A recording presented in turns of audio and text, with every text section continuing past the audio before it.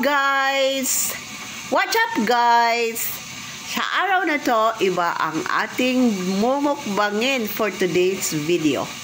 Magmumukbang tayo ng snacks.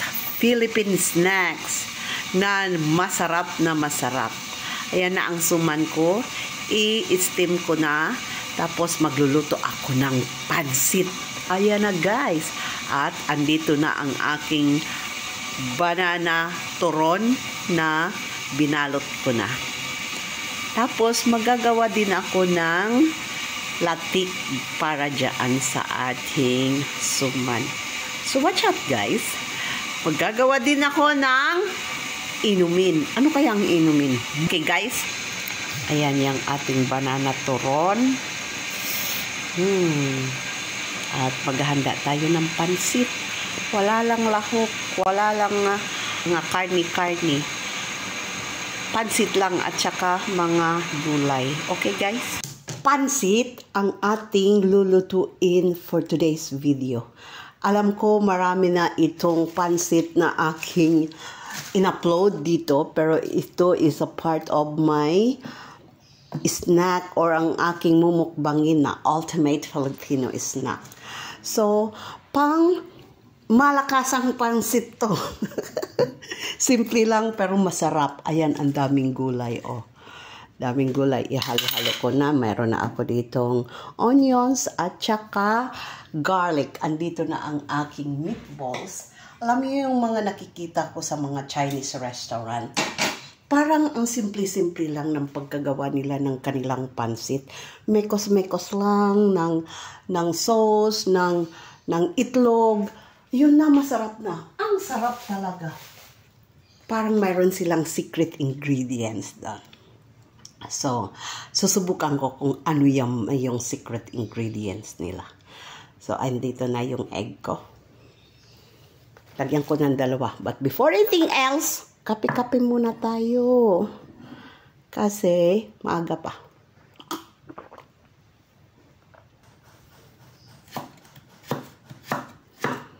Carrots. Ang aking beans. Pahaba lahat ito. Cabbage.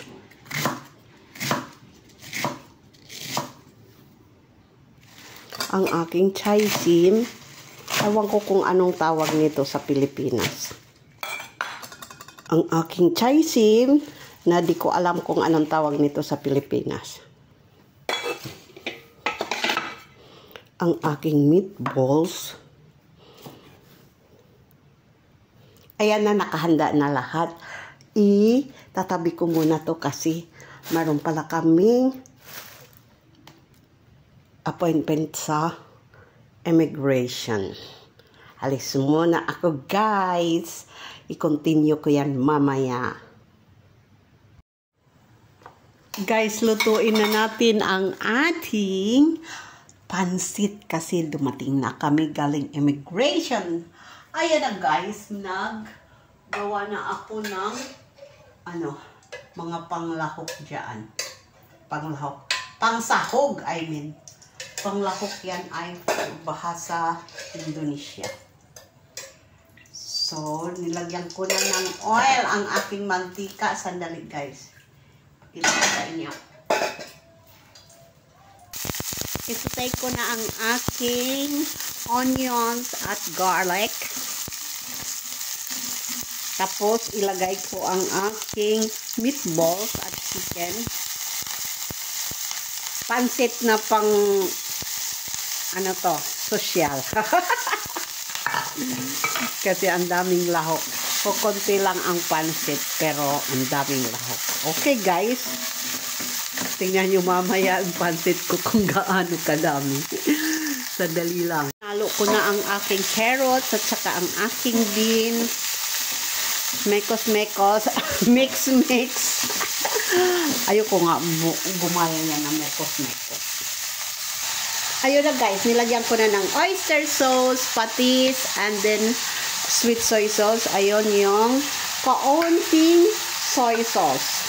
Kasi mayroon ng patis. Mix natin. lagay ko na ang aking tubig piniga dun sa swing. Ayan guys, mainit na tubig ang ginamit ko. Pakuluin lang natin ng konti kasi mayroong ibang may allergy sa mga ganon, pero ako hindi. Wala akong allergy sa pagkain. Pakuluan ng konti. Tapos ilagay ko na ang aking repolyo kasi ang repolyo medyo matagal siya luto kaysa sa aking chaisim. Yung dark green na ano. Ano kaya ang tawag niyan sa atin? Hindi naman yan pichay. Tapos, ihalo ko na ang aking pansit. Ito, kadami lang ang aking pansit.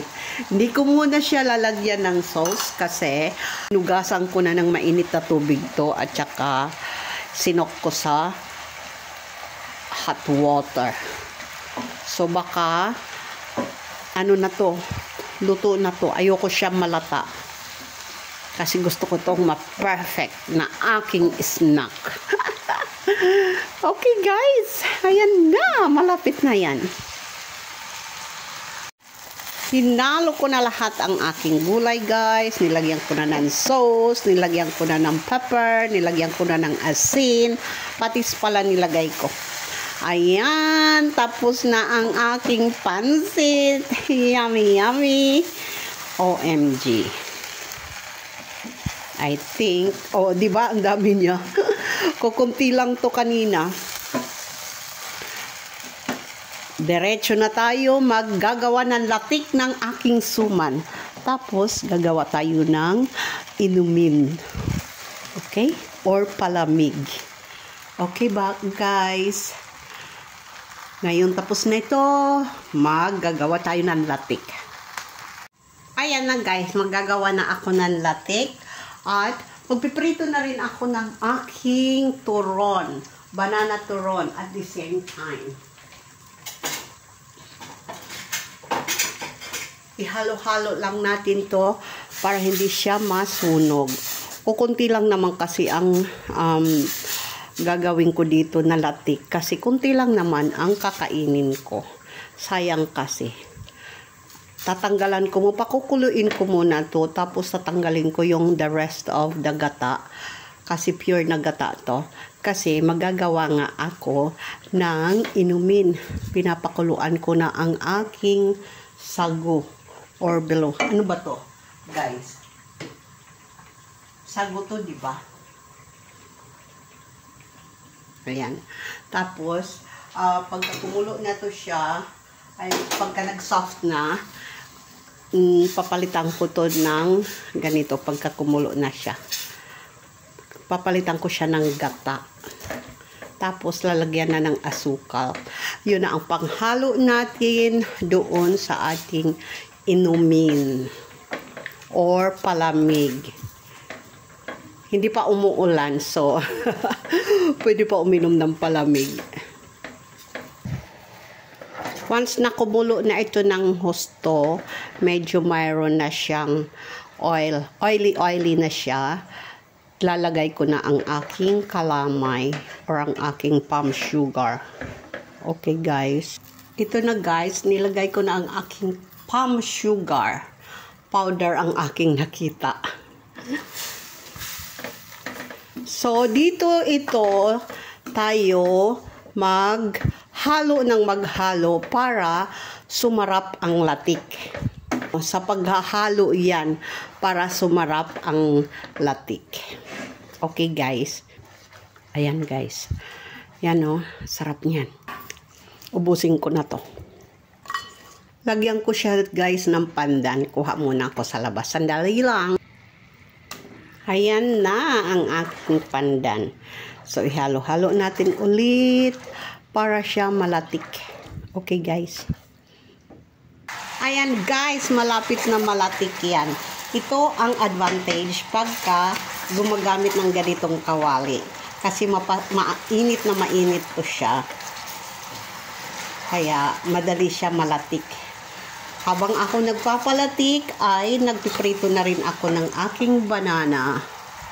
Ayan ang aking banana. Baliktarin ko na bago pa matubod or masunog. Latik na siya guys. Pinatay ko na at isasalin ko na sa malukong. Guys, kailangan makapal na malukong or stainless ang pagsasalinan nito kasi mainit na mainit ito. At saka careful sa inyong skin kasi once nakadikit ito, hindi siya natatanggal pagka hindi na siya malamig. At saka lamnos na ang skin. So you have to be very careful. Okay guys, kung pwede, palamigin ng konti. Guys, tapos na lahat ang aking mga niluto. Magagawa na lang ako ng palamig. Ayan, melon at saka papaya. Ilagay ko na ang aking sagu na pinakuluan ko ng gata. At inasukalan ko na rin. Oh, di ba guys? Hindi ko na ito lalagyan ng condensed milk kasi mayroon na itong asukal. Lagyan ko na lang to ng whipping cream. Konti lang. At saka ito guys. Ang aking signature na syrup. Lagyan na natin ng ice guys. Baka lagyan pa ng iba. Oh. Tapos, lagyan ng konting tubig. At, meriendahan na sa tanghalian. Kahit hindi pa na ng halian. Thank you for watching, guys. Bye. See you on my mukbang. Ayan na, guys, ang aking mga ginawa na Filipino snack. Tumawa yung asawa ko. Sabi niya, snack, haha. Ayan yung aking malagkit na suman. Ayan yung aking banana cue. Ayan yung aking pansit na pangmasa. At saka ang aking palamig. Ayan na guys. Ano pa hinihintay natin? Hintayin ko lang silang matapos kumain. At magmumukbang na ako. Bye!